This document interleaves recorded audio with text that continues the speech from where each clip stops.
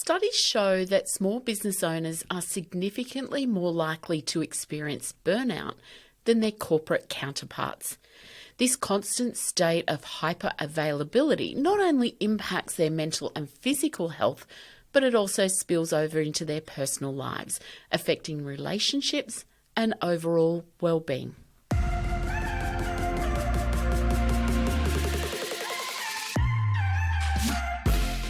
Welcome to Dollars and Dreams, the podcast designed to empower you to take control of your personal and business finance. You know, the very thought of money and finance can often send chills down your spine and stir up fear of the unknown. But let's change that narrative together. Through this podcast, my goal is to not only to provide you with useful information, but also to inspire and motivate you to take action towards your own financial goals. Let's rewrite your money story together. Today's episode of Dollars and Dreams is a part of being in business that I'm really passionate about, and it's often overlooked, yet an essential part of every business, let alone a small business. And it's around setting and establishing boundaries and then honouring those boundaries with you and your business and your consumer. So often we find with small businesses that we think that we need to be available for our consumer 24/7. We've gone out into business, so we want to be able to crack the market. We're trying to find our customers or our consumers. And so we think that being available 24/7, bending over backwards for them, will get them to all come to us.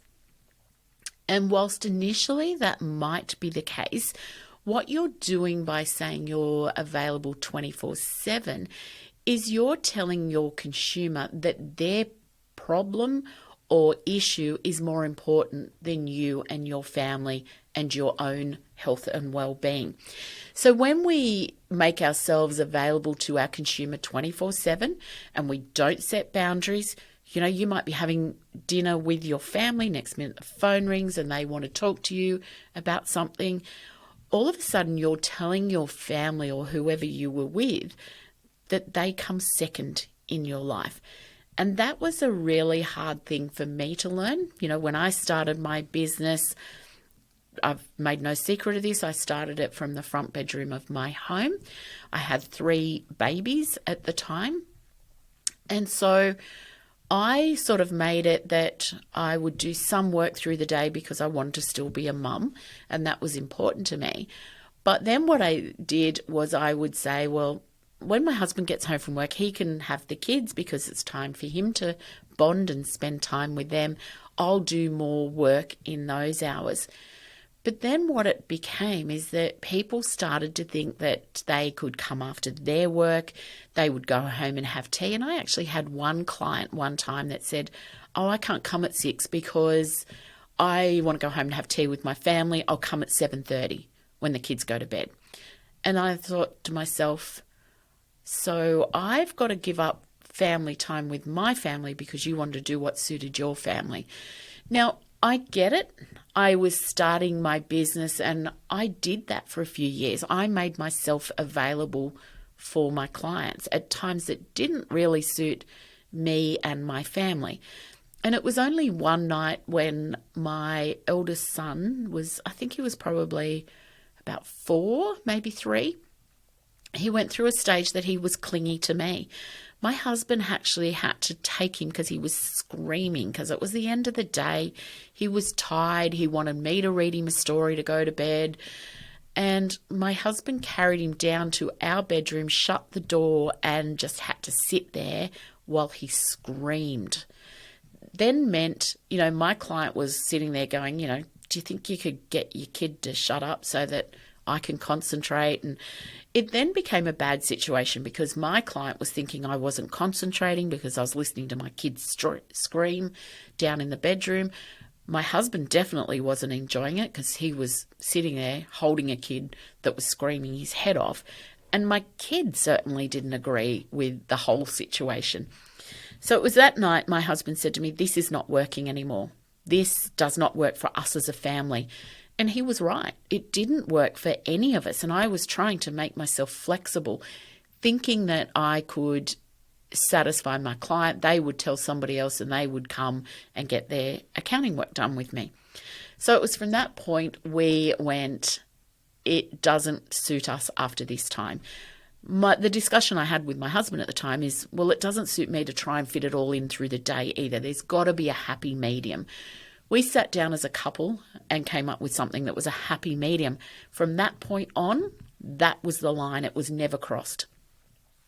And I find a lot of business owners will cross that line because particularly they're in a growth phase. So when you're first starting out or when you are trying to get to the next level of the business growth, which we all know the 6 stages of the business growth. And if you haven't looked at that, I've got stuff on that on the website. But if you're trying to get to that next stage, you need money. So it's quite often you'll just go, I can work Saturdays and Sundays. And I had that same thing with my husband when he was a builder. We had clients who would want him to work Saturdays because they were at home on a Saturday and they wanted to go over things with him. He was very reluctant. My husband, thankfully, was one of those people that went, I work Monday to Friday. He would work a Saturday if he got behind on the contract and it was his fault. But rarely did he want to work on a Saturday and rarely did he work on a Saturday. But that didn't mean that his customer wasn't putting the pressure on him because their house is pulled apart. So my husband was a builder and did mostly extensions and renovations. So their house would be in chaos, their house would be pulled apart, and they would pressure him to work Saturdays because in their mind, after a month, they found themselves another week that was off the end of the contract period. So they would be pressuring him. They would want him to be there so they could ask questions, see what he was doing, check things out. But my husband's answer was, I actually have a family. I need to spend Saturdays and Sundays with my family.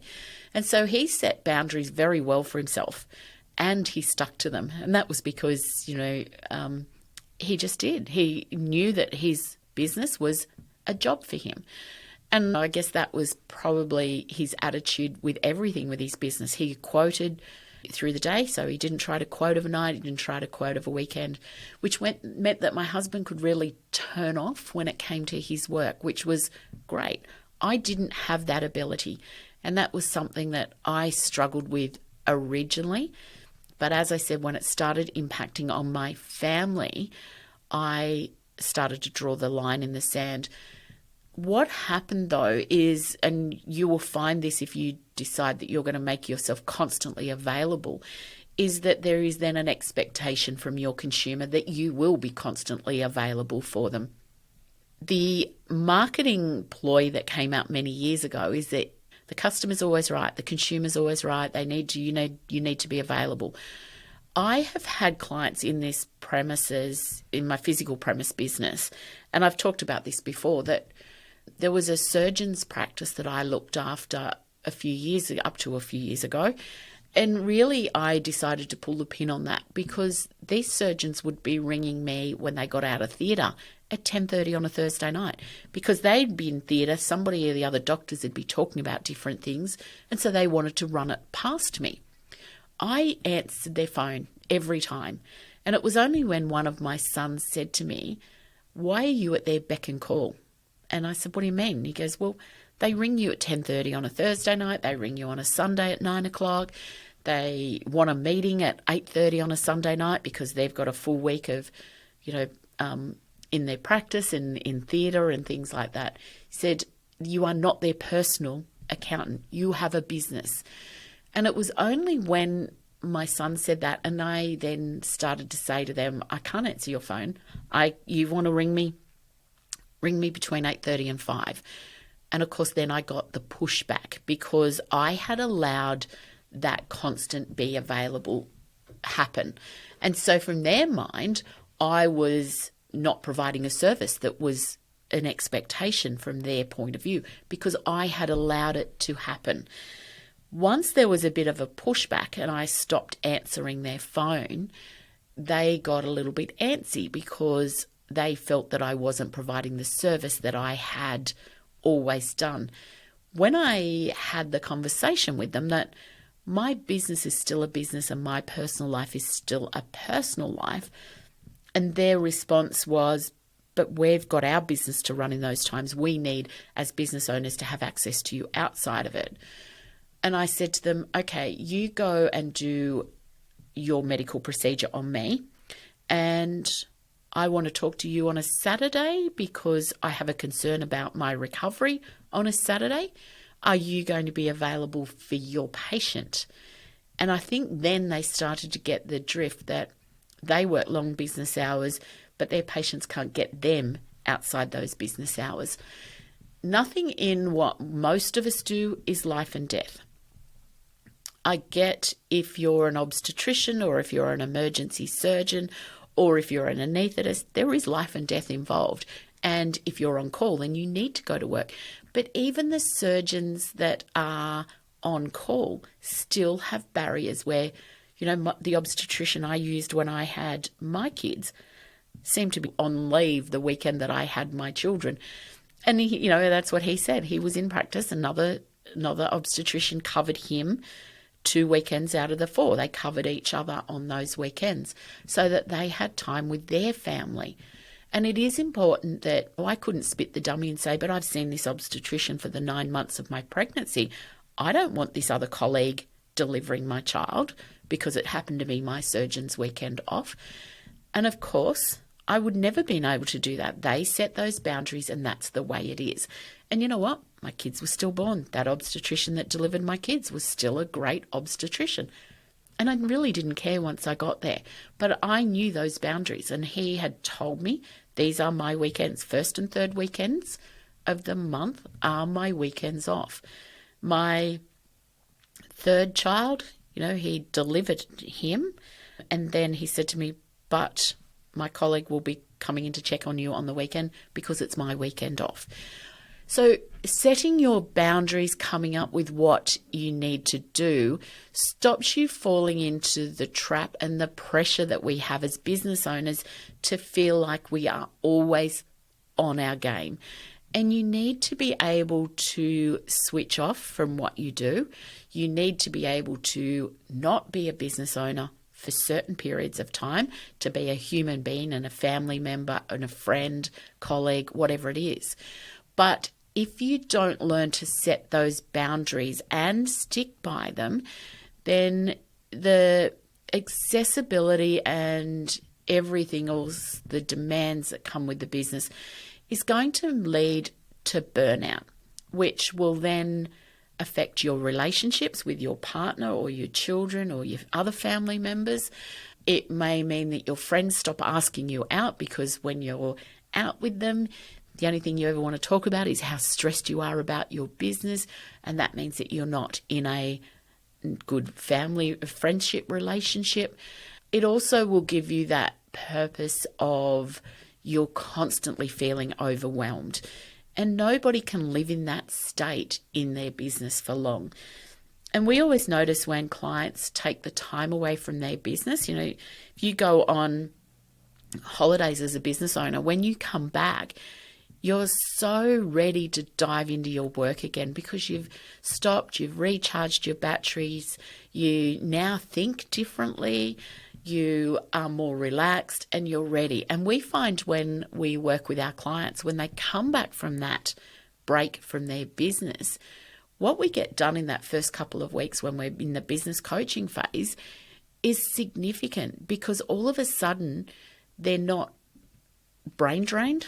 It's a thing that we always talk about, that you're constantly then just going through the motions.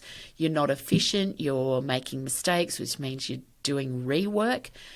And setting boundaries with your clients or your customers is a way to acknowledge to them that they are important to you, and being important to you, you need to be switched on and on your game so that you don't want me coming in to do your work when I'm burnt out or tired or I'm going to make mistakes. Nobody wants somebody that you have to ring up and go, hey, you mucked this up, you haven't done this, can you come back and fix it?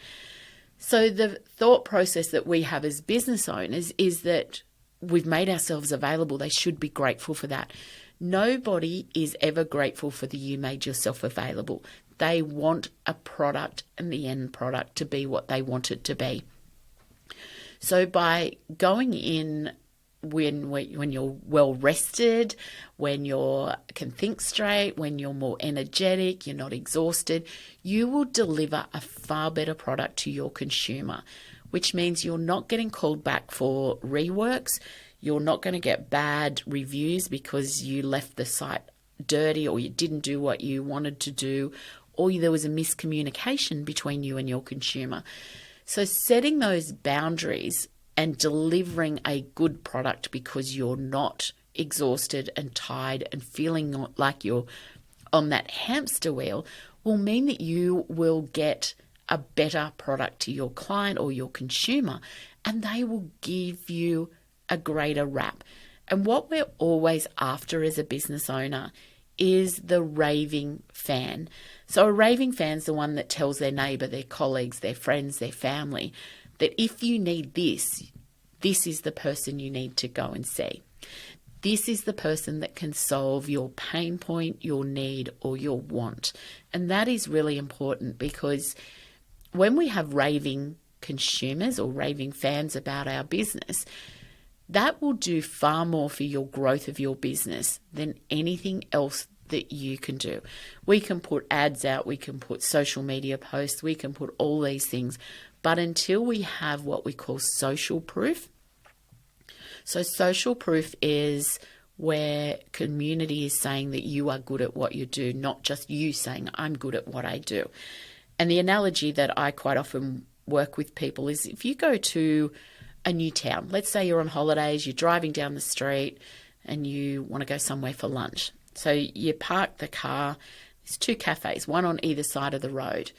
You look over and the one cafe's got no tables spare. People are standing up waiting to get a table. And across the road, there's a couple sitting in it. If you were the visitor to that town, what does that tell you?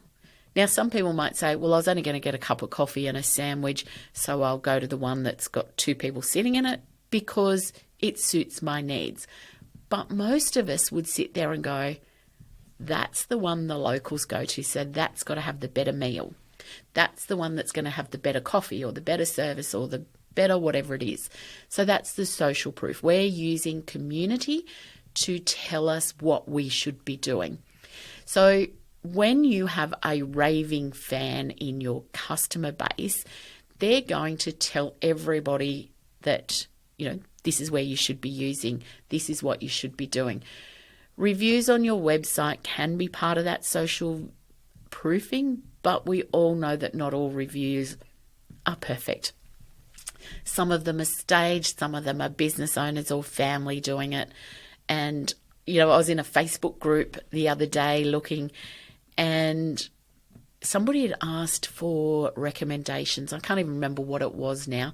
And this one girl was raving, you must see this one, you must see this.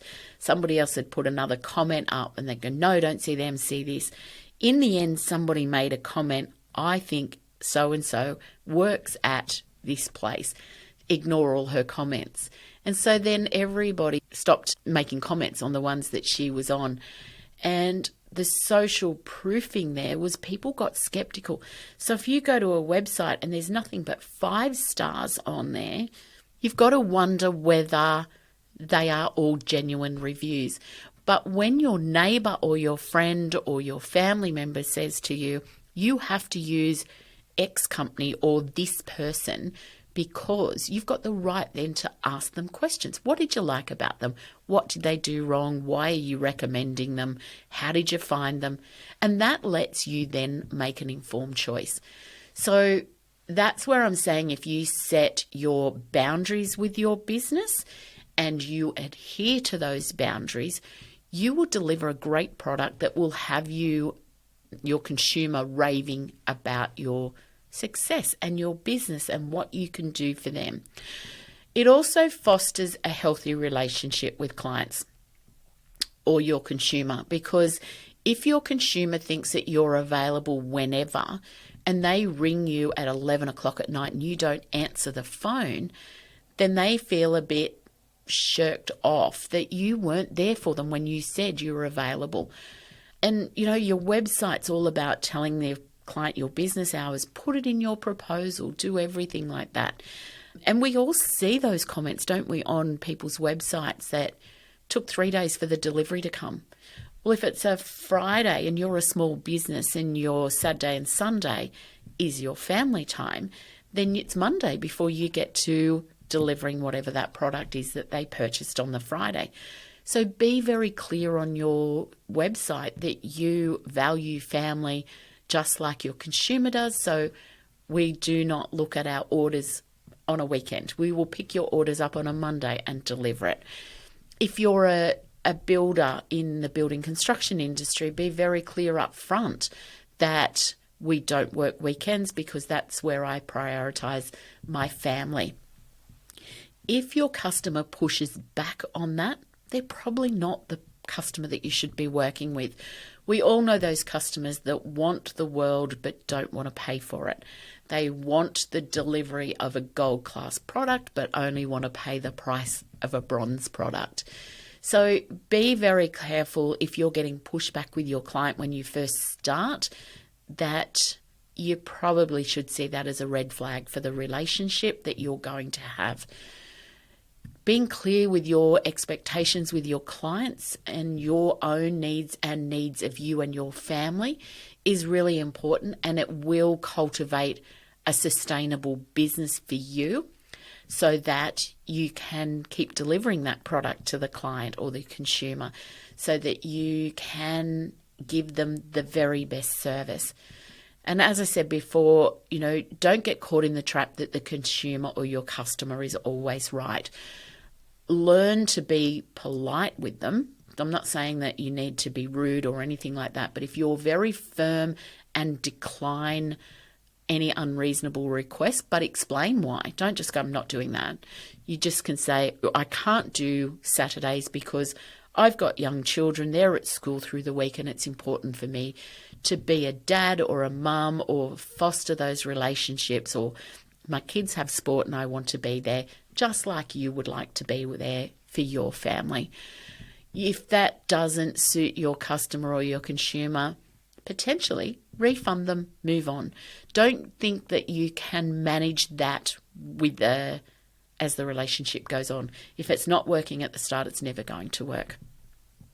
Work-life balance should not be a myth. Now, I talk about this in a podcast all the time about work-life balance isn't a 50-50, and we seem to be getting that that's what it means. For me, it doesn't mean that for anyone, let alone a small business owner. Because if we have a 50-50 work-life balance, it means that we're actually working 12 hours a day, 7 days a week. We need to be working towards a 30-70 split or a 60-40 split if that's what you want to do. Some people, and as they're getting closer towards retirement, some people are looking for an 80-20 split. So they'll do 20% of their week is work and 80% is life and their family. Challenge the notion that small business owners must sacrifice their personal life to succeed. That is not the case. And I think I've talked about that enough in this podcast, so I won't go any more into that. Use technology, outsource if you can, look at what's important, communicate with your consumer, and all those things will give you the courage to draw the line in the sand as a business owner so that you have freedom, money, and a lifestyle. It's something that we go through a lot in my course, Pathways to Profit. So in that course, we'll challenge you to set your work balance with your consumer. We'll look at the messaging, and part of that business coaching course is that I'm there for you to bounce ideas off how to look at what's worth more to you. So if you're outsourcing something and you can pay somebody to outsource at a lower price than what you can sell your product, then you are better off to outsource. You don't have to be everything in your business. And that's really important to understand as well, that outsourcing services, whether that be to somebody else in your business, to a family or a friend, or even hiring bookkeepers or virtual assistants, or, you can go to sites like Fiverr or any of those platforms, and somebody can write a program for you. You know, I'm good at Excel. I'm not great at creating Excel, and I certainly don't do the pretty stuff and the higher level stuff. So I quite often go to Fiverr and I just put out what I want done, and somebody will send me a quote or they'll bid for it, and I just get that outsourced. While that's being outsourced, I'm actually doing work that generates income instead of sitting there. They do it far quicker than I can do it. They do it far better than I can do it. And it is done, and I can tick that off. So be open as a small business owner to outsourcing. Look at technology that can automate things in your business. Lots of building software, if you're in the building construction industry, will have their software. When you tick a box, you've reached a milestone, it automatically sends the email to a client. Use technology where you put in the SMS so that they confirm if you've got an appointment with them that they're going to be home and that you're going to be there. You know, when I go to my hairdresser, she just books me in. I never write down the day or the time that appointment is next, because I just wait. I get a text message just to say, hey, confirming your appointment for Saturday morning. And I just reply yes to that. My physio does that. My vet does that.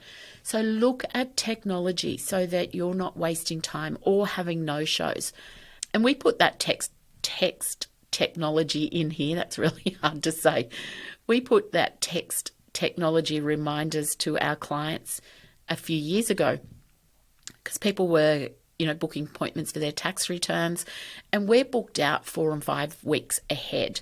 So they'd be booking an appointment in 6 weeks' time. They wouldn't write it down at the time, or they wrote it on their calendar and forgot about it. So 24 hours before now, they get a text to say, confirming your appointment with Jen on whatever the time and date is. If they don't reply to that, then we can ring them and say, hey, we didn't get a reply. Are you coming? It means that then anybody who's on our wait list, if they can't come, we can use that spot for them. Or anybody who rings up that day or contacts us that day, all of a sudden we've got a spot open. If we don't know that person's not coming, we sit here waiting for them, which means we have unproductive time. Because, of course, as an accounting firm, we sell our time and our knowledge. So if I've got no one to sell my knowledge to for that time, I'm paying wages for people that I haven't recovered the cost of. So as a business owner, it was important to try and reduce the amount of people that didn't show up for their appointments, because that was an inefficiency in our business. So I set the boundary that if they don't reply to that, then they have to come. So I've used technology to build my efficiency. What it also does is, by sending that email to my client, they couldn't ring up and say, no, my appointment was, and give me a different time, which we did have for a while, because they'd realised they'd missed their appointment. They didn't want to wait another 4 or 5 weeks for the next appointment.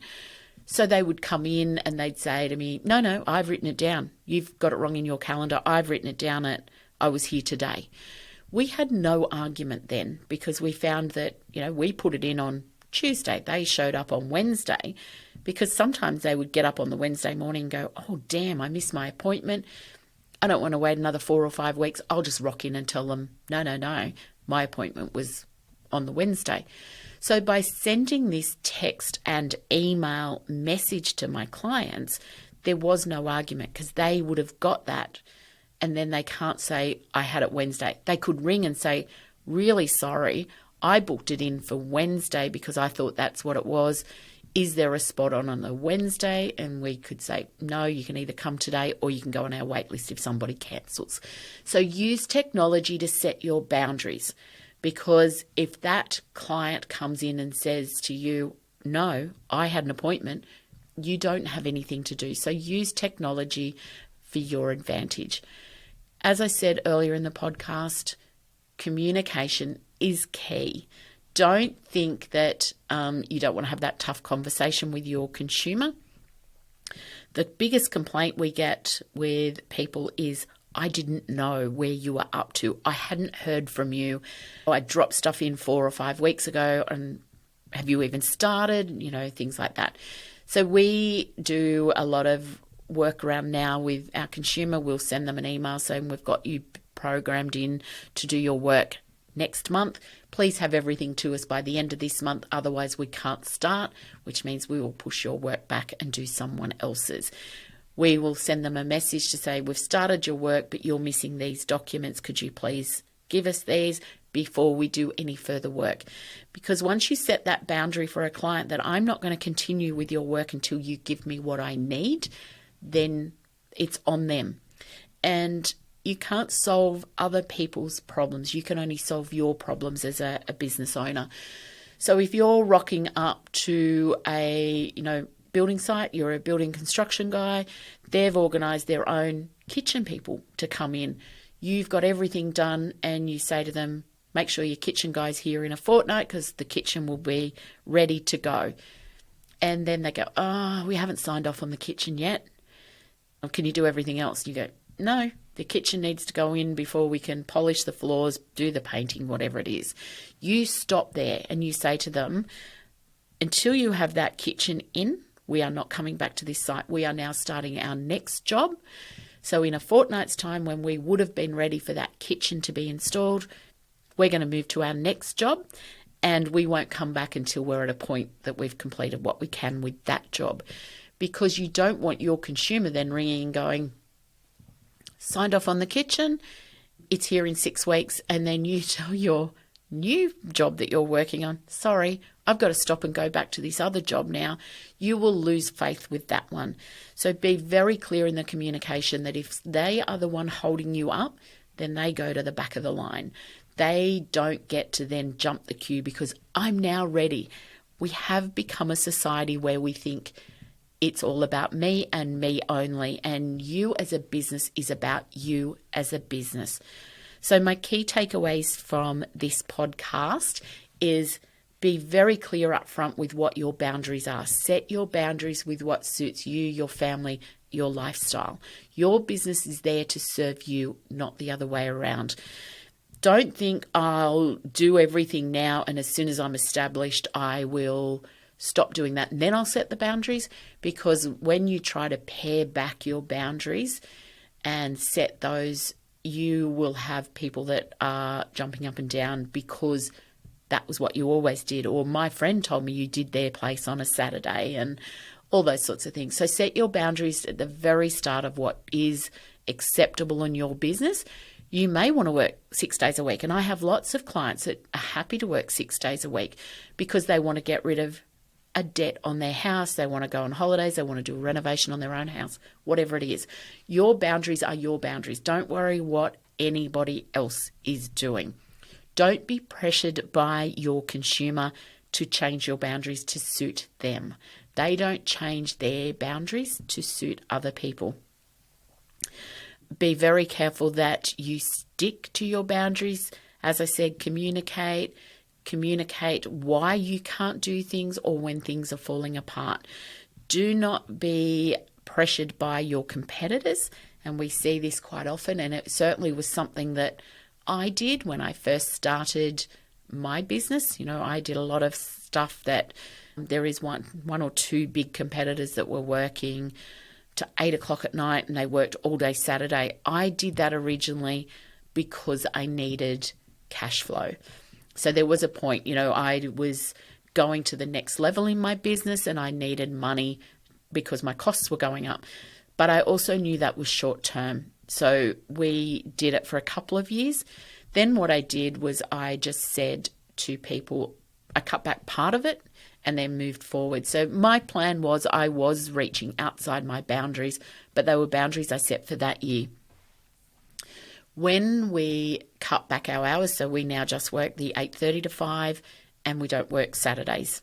But when I cut that back, I communicated to my client that it was a service that I did originally. People weren't taking it up as much. We found it was inefficient, which meant we would have had to put our pricing up. All of that was true to a certain extent. But it was around validating why I'd changed. We gave them an alternative. So instead of, we'd have people that would say to us, but I work 8:30 to 5 myself. If I can't get here, how do I do it? We came up with a system that they could drop their documents in through a secure site and we would phone them. So they would book an appointment in their lunch break, or we would ring them right on 5 when they finished. And we came up with alternatives. I never lost a single client from that because I communicated why I put those changes in place. I set the boundaries early on, knowing it was going to be a short-term thing, and then I started to reduce it slowly. But as I said, communicated all along with my clients why I was changing. So set your boundaries. Don't be afraid that you might lose some consumers. If you're going to lose consumers because you're not there 24/7 for them, they were never going to be a great consumer anyway. They would always want what was best for them and not for you. So if you need any help, you need any coaching, you need any support during this is what I do through my Business Growth Academy, which is on my jenrichardson.co website. And of course, my Pathways to Profit, this is what we go through. We will teach you and help you how to be a better business owner so that the business can serve you and not the other way around. If you need any help in the meantime, reach out where you're either listening or watching this podcast, or jump onto my website, jenrichardson.co, or you can find me on all the socials and you can ask any questions on there. And I also put lots of tips and tricks. So make sure you like and subscribe to these podcasts and follow me on socials so that you get all the little nuggets that I drop every now and then. If you want to join my Pathways to Profit course, I've got a new one opening up very soon. You'll get access to me on a weekly basis on our Zoom calls so that I can help you be better at your business. So that's it for this week. Thanks for joining me and have a lovely week. Bye.